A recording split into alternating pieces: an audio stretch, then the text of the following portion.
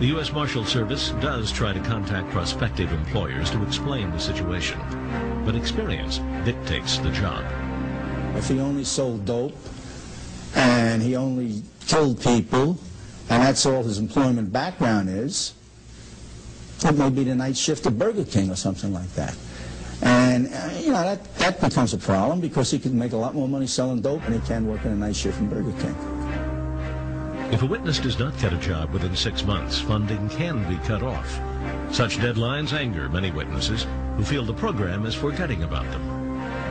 Dominic, Billy Beatty, most of these guys have gone through their lives on the wrong side of the law, the quick buck, the easy buck, and they're used to it.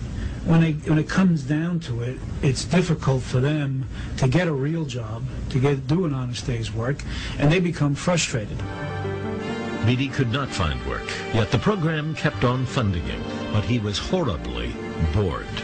Wandering the streets, walking through malls, looking at windows all day. I mean, I had to try to keep myself occupied so I wouldn't commit a crime. I mean, it was so easy to commit a crime. I was with a bunch of real nice people. And I could have had, made moves all over the place.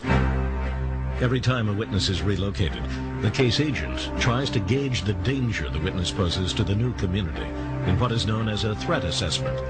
Former FBI agent Art Ruffles put 24 criminals into the witness protection program. Every time I did a threat assessment, I worry about it because I'm more or less guaranteeing that he's not going to go out and commit any crimes. It's sort of a crapshoot. You could be wrong. You could be real wrong. According to the Marshal Service at the time, about 20% of witnesses returned to crime. That was half the rate of other convicts. Billy Beatty stayed clean, but he was depressed and drinking heavily. And I contemplated stepping out in front of a bus. Only for the sake of my wife being there. I probably would have done it. By myself, I know I would have done it. I think every witness at some point considers suicide. Remember, many of them are dealing with, they've dishonored their friends and their family and that type of thing, the macho stuff. When a suicidal Beatty called Agent Ruffles more than a year after the Westies convictions, Ruffles was there for him, as he'd promised. He advised Billy to get out of the program.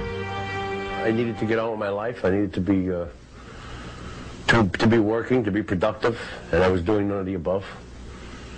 And when my probation time had ended, I notified them that I was leaving the program. In 1996, the Marshal Service reported the dropout rate at 25%, but Art Ruffles estimated it was much higher. I can guesstimate. The dropout rate from the program is probably 80%, maybe 70%. I mean, it's up there. The witness protection program stinks, to say the least, as far as I'm concerned, because it's black and white. That's all it is. They have a book to go by, and they go by it. Nothing personal in it. I've heard complaints from people who say that the witness protection program sucks. I've heard people in the witness protection program who say it's great. Once again, I just think it depends on the individual himself. Like Dominic Montiglio, Billy Beatty now fends for himself.